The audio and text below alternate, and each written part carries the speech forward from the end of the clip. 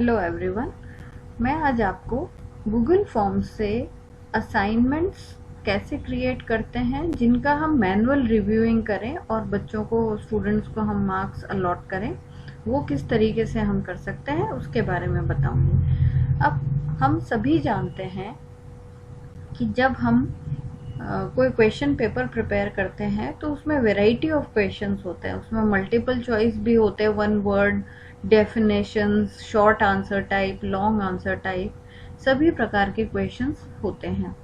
तो हम Google forms में हमने इससे पहले वाले वीडियो में ये देख लिया था कि मल्टीपल चॉइस या शॉर्ट क्वेश्चंस जो हैं उनको हम कैसे आसानी से प्रिपेयर कर सकते हैं और कंप्यूटर से ही उसको रिव्यू करवा सकते हैं और बच्चों को जो उनका स्कोर है वो ऑटोमेटिकली उनको व्यू करा सकते हैं। इस वीडियो में मैं आपको बताऊंगी कि कुछ क्वेश्चंस जो शॉर्ट क्वेश्चंस हैं या लॉन्ग क्वेश्चंस हैं उनको हम फ्रेम कैसे कर सकते हैं, फ्रेम करने के बाद स्टूडेंट कैसे उसको रिप्लाई करेगा वो तरीका बताऊंगी, और तीसरा जो इम्पोर्टेंट चीज़ है उसको मैनुअली रिव्यू कैसे करेंगे और मैनुअल रिव्यू करने के बाद हम उसको स्टूडेंट तक मार्क्स कैसे पहुंचाएंगे, उसका एक बड़ा ही आसान तरीका इसमें गूगल फॉर्म्स में अवेलेबल है। उन सभी चीज़ों के बारे में बताऊंगी। तो हम वहीं से ही शुरू करते हैं। सबसे पहले हम अपना गूगल क्रोम खोल लेते हैं। तो गूगल क्रोम मैंने क्योंकि ऑलरेडी अपने अकाउंट से साइन इन किया हुआ है, इसलिए ये देखिए मेरा अकाउंट ओपन है, इसलिए मैं जैसे ही इस पे डॉट्स पे क्लिक करूंगी और ड्राइव पे क्लिक करूंगी तो मेरी जो इस अकाउंट से एसोसिएटेड ड्राइव है वो ऑटोमेटिकली खुल जाएगी। अब ये ड्राइव मेरी ओपन हो गई। वहीं पहले के बात ही हम न्यू पर क्लिक करेंगे। न्यू पे क्लिक करने के बाद हम गूगल फॉर्म्स पे जाएंगे और गूगल फॉर्म्स में हम दोबारा से एक ब्लैंक फॉर्म क्रिएट करेंगे।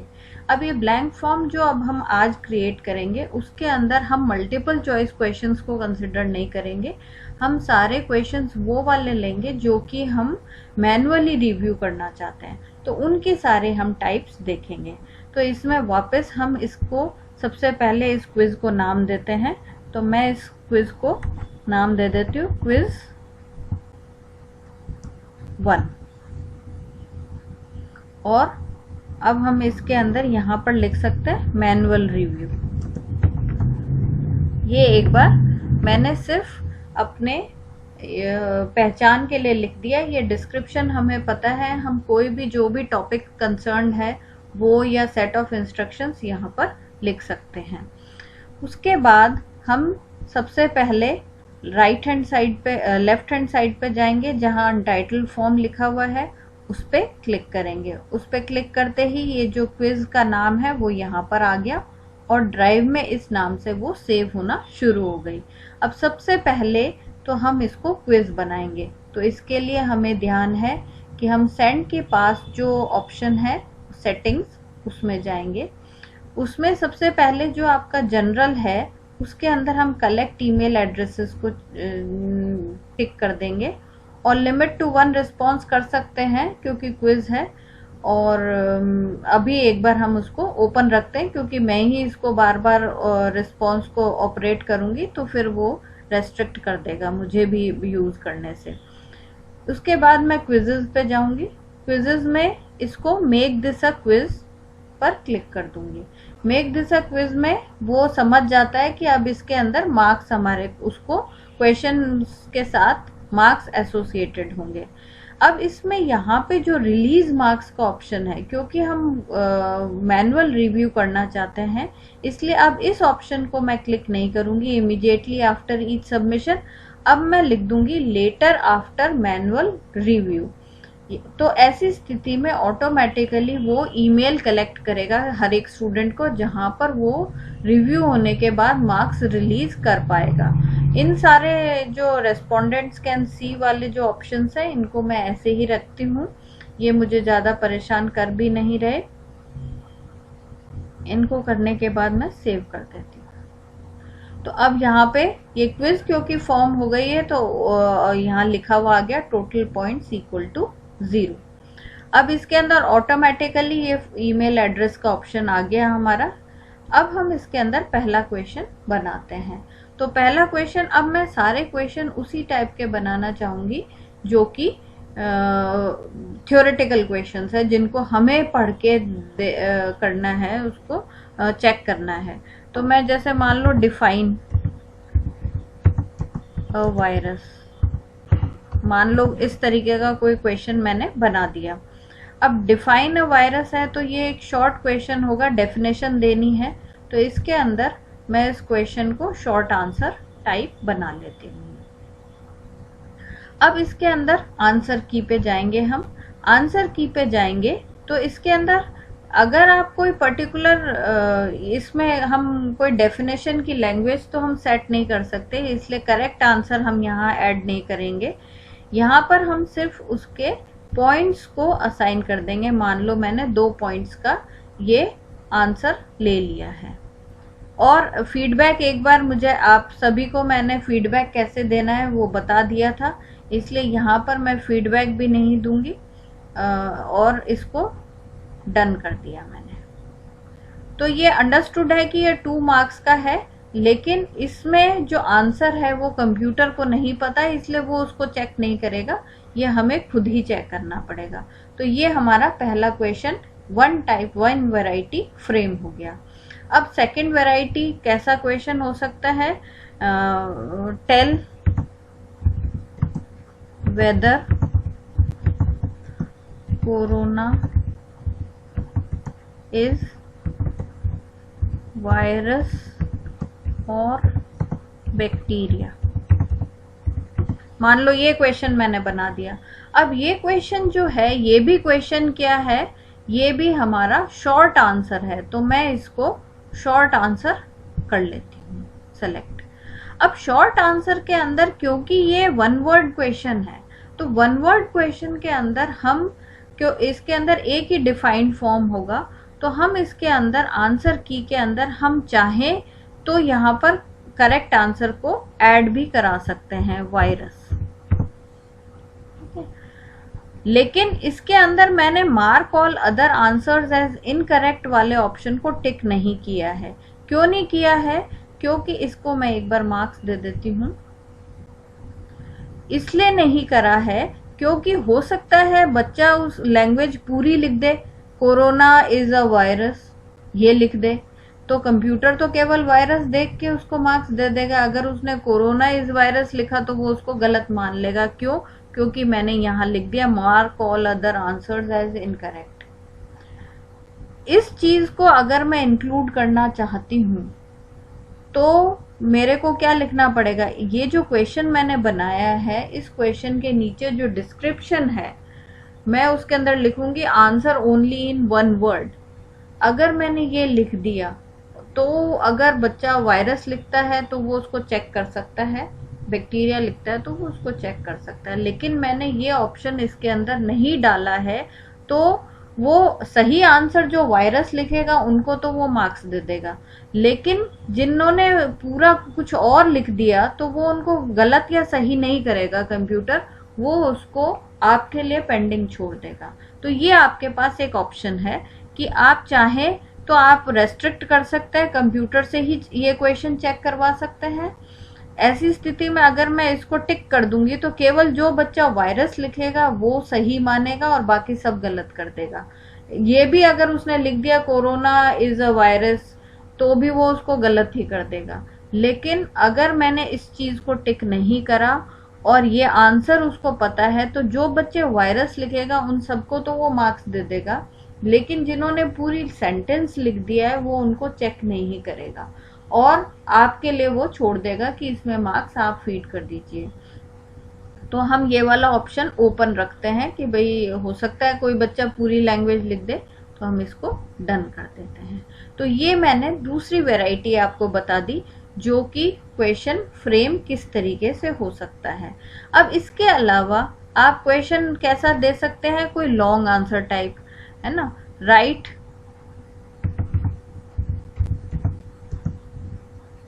ऑल, ये कोई कोरोना की हम ले लेते हैं, corona right a brief note लिख लेते हैं, right a brief note on corona pandemic. मान लो मैंने ऐसे लिख दिया और इसको मैंने रेस्ट्रिक्ट कर दिया है कि एटलीस्ट 100 वर्ड्स तो बच्चा लिखे। तो ये क्या हो गया, ये एक बड़ा क्वेश्चन हो गया। तो अब हम यहाँ पर, ये ऑटोमेटिकली इसने ब्रीफ नोट है तो इसने ऑटोमेटिकली उसको पैराग्राफ बना लिया। अब पैराग्राफ का जो क्वेश्चन है उसके हम मार्क्स असाइन करेंगे। तो मैंने इसको, मान लो इसको 4 मार्क्स दे दिए, ठीक है। इसके अंदर आंसर का कोई ऑप्शन वो दे ही नहीं रहा। आंसर का ऑप्शन इसलिए नहीं दे रहा क्योंकि उसको पता है ये लॉन्ग आंसर है और इसको वो कंप्यूटर खुद चेक नहीं कर पाएगा, आपको मैन्युअली ही चेक करना है। तो आपने केवल मार्क्स असाइन करे और डन करके छोड़ दिए। अब इसके अंदर आपको व्यू कैसे होगा वो एक बार दिखाती हूँ। जैसे मैंने इसमें नेम ऑफ द स्टूडेंट भी हम अभी ऐड कर देंगे इसके अंदर। सबसे पहले ईमेल एड्रेस आ रहा है, उसके बाद हम नेम ऑफ द स्टूडेंट लिख लेंगे, उसके बाद डिफाइन अ वायरस। तो यहाँ पर सीधे सीधे बच्चा उसको डिफाइन टाइप कर सकता है। इसके अंदर भी वो सीधे सीधे टाइप ही करेगा और इसके अंदर जो नेक्स्ट क्वेश्चन है उसको भी वो सीधे सीधे टाइप ही करेगा। इसके लिए उसको ज़्यादा लाइंस मिल जाएगी, इसके लिए उसको 1 और 2 लाइंस ही मिलेंगी, ज़्यादा उसको स्पेस नहीं मिलेगी और वो बच्चा उसको सबमिट कर सकता है। अब हम एक क्वेश्चन और बनाते हैं जिसमें कई बार ऐसे होता है कि बच्चे ने डायग्राम भी बनाया और वो डायग्राम भी बनाना चाह रहा है। कोई ऐसा क्वेश्चन है जिसके अंदर आपको ड्राइंग भी बतानी है और फिर उससे एक्सप्लेन करना है। ऐसे में बच्चे के लिए इजी ये रहेगा कि वो एक पेपर पे डायग्राम बना ले और उसी पे उसका एक्सप्लेनेशन लिख दे। तो ऐसा भी हम क्वेश्चन बच्चे को दे सकते हैं और ये ऑप्शन भी हम उसको दे सकते हैं कि इस तरीके से वो आपने खुद अपनी हैंडराइटिंग में लिख के हमारे को सबमिट करें। उसके लिए हमारे पास क्या ऑप्शन है, एक क्वेश्चन हम बनाते हैं। इसके अंदर हम इस क्वेश्चन ऐसा बना लेते हैं कि draw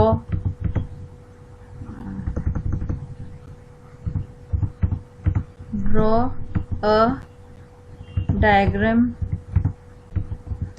of a virus of corona virus and explain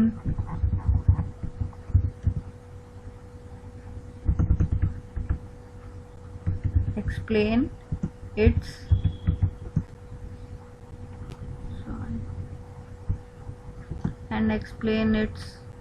features। कुछ ऐसा हम कोई बना लेते हैं क्वेश्चन।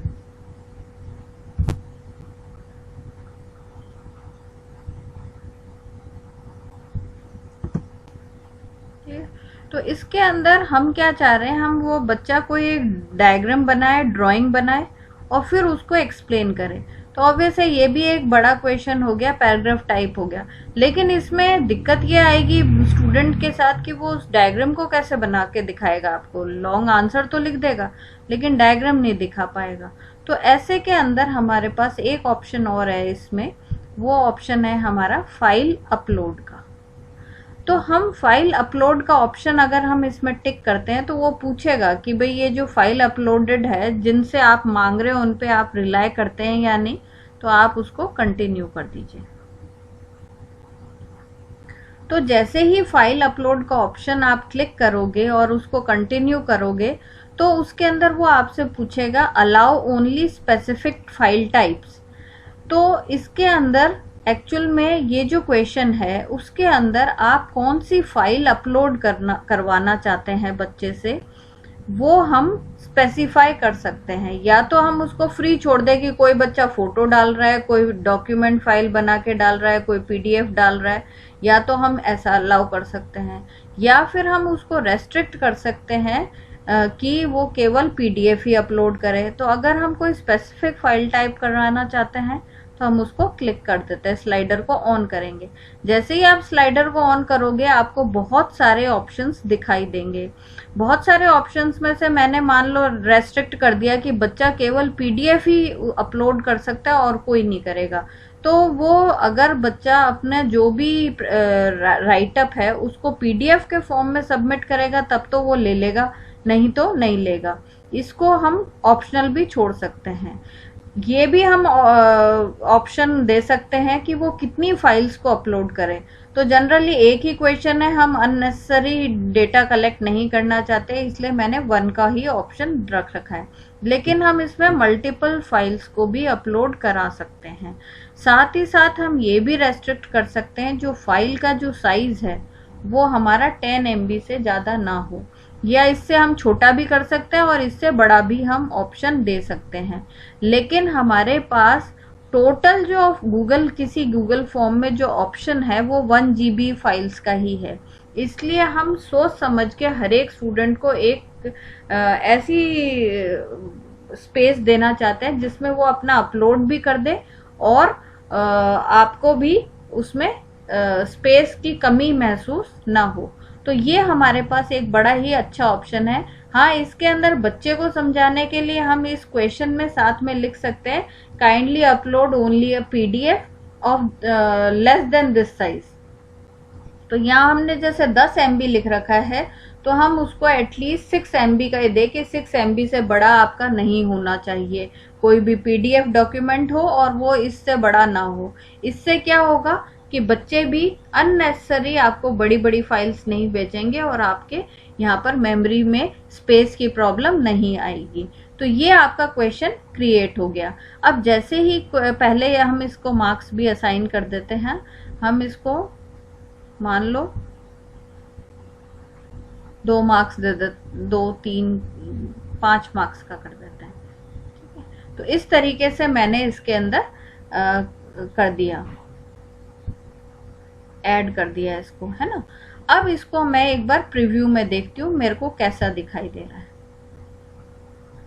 तो प्रीव्यू में वही ईमेल एड्रेस दिखाई दे रहा है आपको, फिर ये बच्चे को ऐसा ही दिखाई देगा।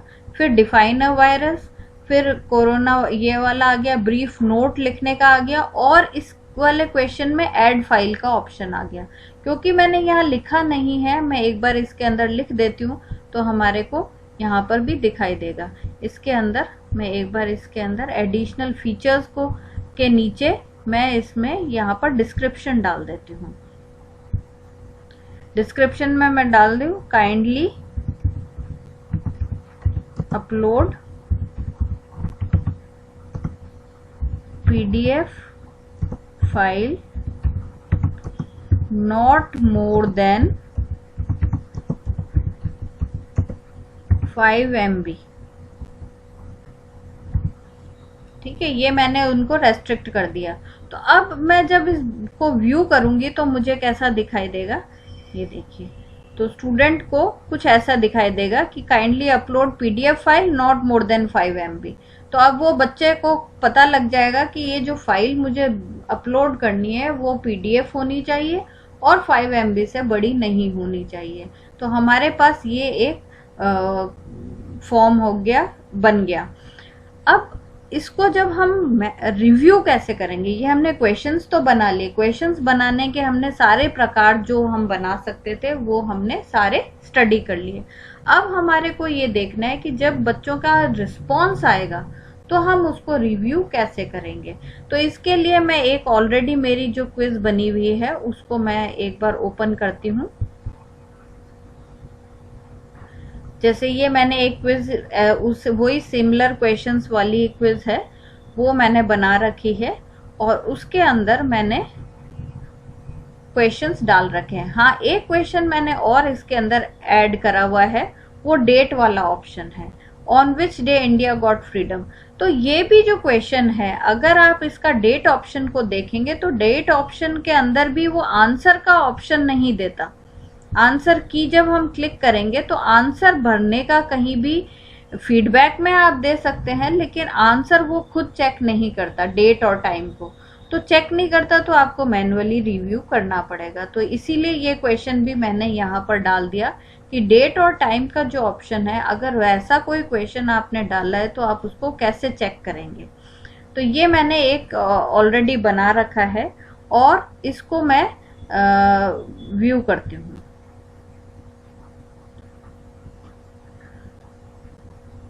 तो इसके अंदर सबसे पहले तो वो, क्योंकि ये मैंने ऑलरेडी इस अकाउंट से लॉगिन किया हुआ है तो वो उसी अकाउंट को लॉगिन मान रहा है। इसके अंदर मैं जैसे ही इसके अंदर कुछ भरना शुरू करती हूँ तो वो किस तरीके से आ जाएगा। जैसे मान लो मैं किसी दूसरे अकाउंट से भरती हूँ अब की बार,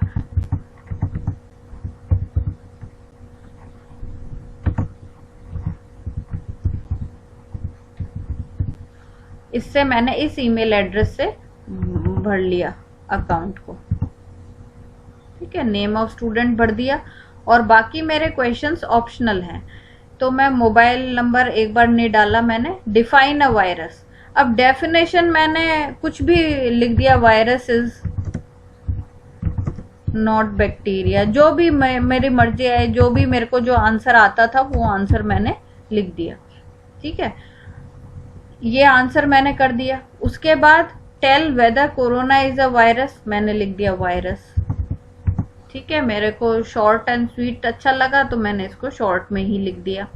अब उसके बाद क्वेश्चन है right brief note on corona pandemic, तो मैं इसके अंदर 1 में DDFF कुछ करके, फिर उसके बाद 2 में कुछ FFGGHH कुछ ऐसे, मैंने ऐसे कई सारे पॉइंट्स मैंने लिख दिए, इसके नोट डाल दिया कई सारा। मैं इसलिए दिखा रही हूँ कि मैं इसके अंदर कई सारे लाइंस ऐड कर सकती हूँ, क्योंकि ये पैराग्राफ टाइप क्वेश्चन है, इसके अंदर मैं कुछ भी लिख सकती हूँ, ये मैंने लिख दिया।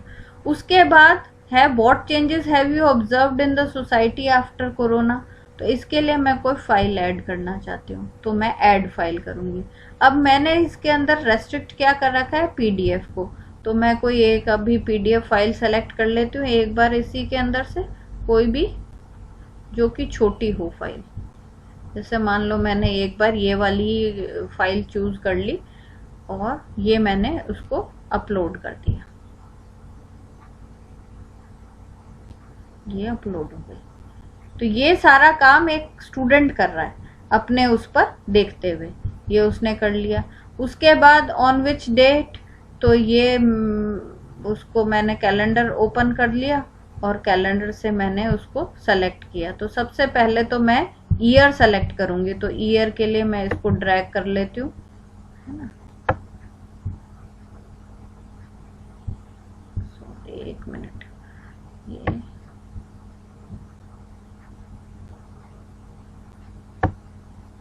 थोड़ा सा और ऊपर ले लेते हैं।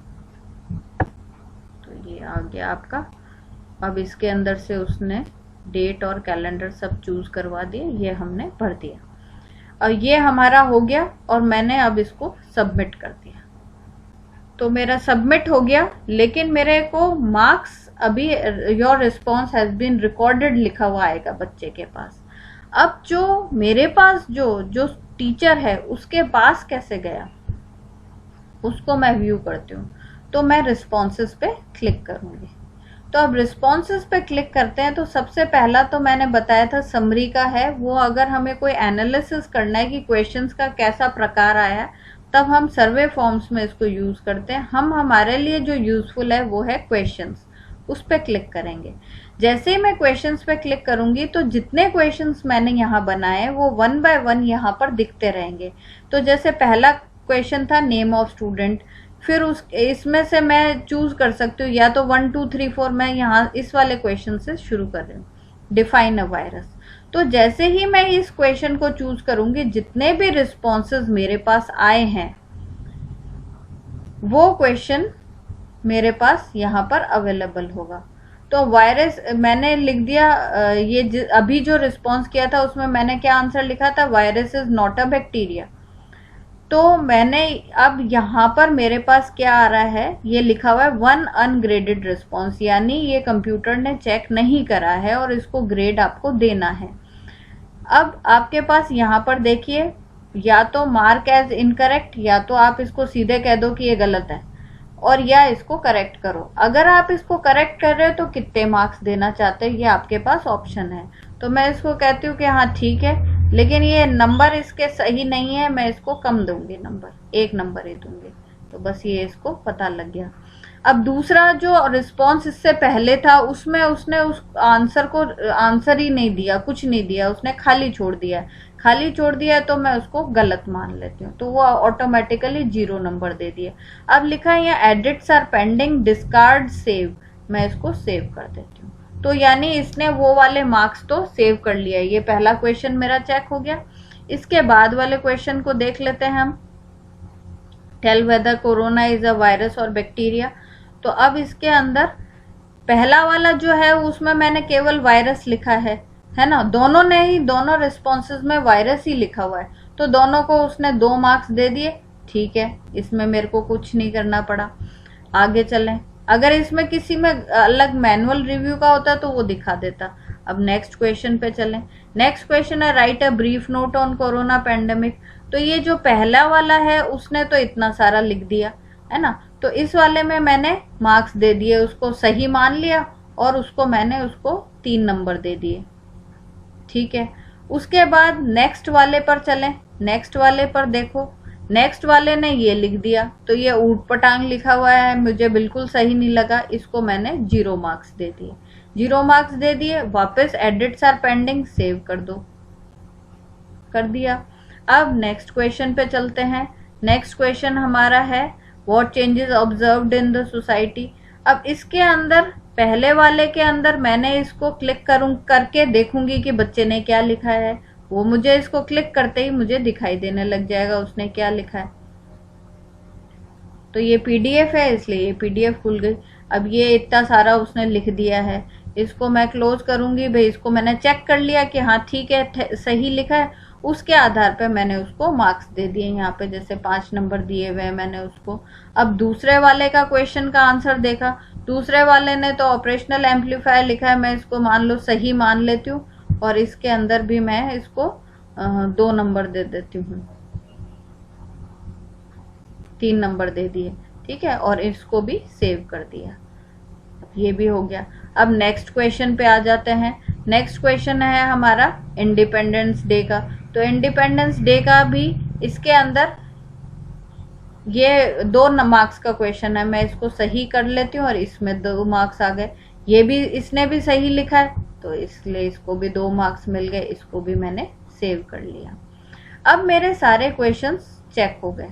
ठीक है, तो अब इसके बाद वो पूछेगा आपसे, जैसे मैं इसमें इंडिविजुअल पे क्लिक करूंगी, जैसे ही इंडिविजुअल पे क्लिक करूंगी तो वो पूछेगा कि आपकी क्विज पूरी चेक हो गई, क्या मैं रिलीज कर दूं स्कोर। तो मैं इसको कह दूंगी रिलीज स्कोर। तो वो कहेगा कि किस किस को रिलीज करना है। इसमें भी मेरे पास ऑप्शन है कि मैंने 10 बच्चों की चेक कर दी तो मैं 10 को रिलीज कर दूं, बाकियों को छोड़ दूं। मैंने इसमें या तो मैं कर दूं ऑल रिस्पोंडेंट्स पे क्लिक कर दूं, तो ऑल रिस्पोंडेंट्स में तो जितनों ने रिस्पॉन्स दिया उन सबके पास ऑटोमेटिकली उनका स्कोर चला जाएगा।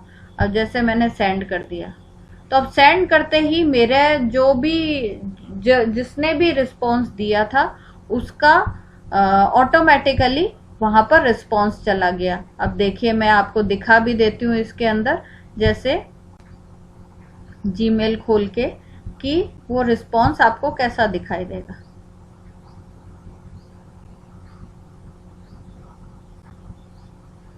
ये देखिए यहाँ लिखा हुआ आ रहा है score release quiz 2 your score has been. मैं इस पे क्लिक कर देती हूँ, ये आ गए, मेरे मार्क्स आ गए। तो ऐसे करके बच्चों को बड़ी आसानी से हम वो मैनुअल रिव्यू करके और हम उनको स्कोर, उनका मार्क्स कितने आए हैं वो बता सकते हैं। तो ये बड़ा ही आसानी से हम इसको एटलीस्ट जहाँ पर स्टूडेंट स्ट्रेंथ हमारी कम है वहाँ पर हम उनको शुरुआत में इंट्रोड्यूस कर सकते हैं, और धीरे धीरे फिर हम अपनी यूजी क्लासेस में भी इनको इंट्रोड्यूस कर सकते हैं, और बड़ी आसानी से हम मैनुअल रिव्यू भी कर पाएंगे। इसमें फायदा ये होता है कि जैसे एक क्वेश्चन है, सारे जितने भी रिस्पॉन्सेज आए हैं पहले सबके एक क्वेश्चन एक साथ आ जाते हैं, तो हमारे को वैरायटी और बहुत सारी एक एक कॉपी में से वो हर एक क्वेश्चन को चेक करने की बजाय एक साथ अगर हमारे पास होते हैं तो उसको रिव्यू करना हमारे लिए हमेशा आसान रहता है। तो ये मैंने आपको एक आसान सा तरीका बताया है जिससे हम गूगल फॉर्म्स को यूज करते हुए एक असाइनमेंट बड़ी आसानी से प्रिपेयर कर सकते हैं, और बच्चों के लिए भी आसानी है क्योंकि वो मोबाइल पे ही उसको फीड कर सकते हैं और उनको भी रिसीव करने में भी कोई दिक्कत नहीं होगी। तो आशा करती हूँ ये आपको समझ आया होगा और आप इसको यूज में ले पाएंगे। धन्यवाद।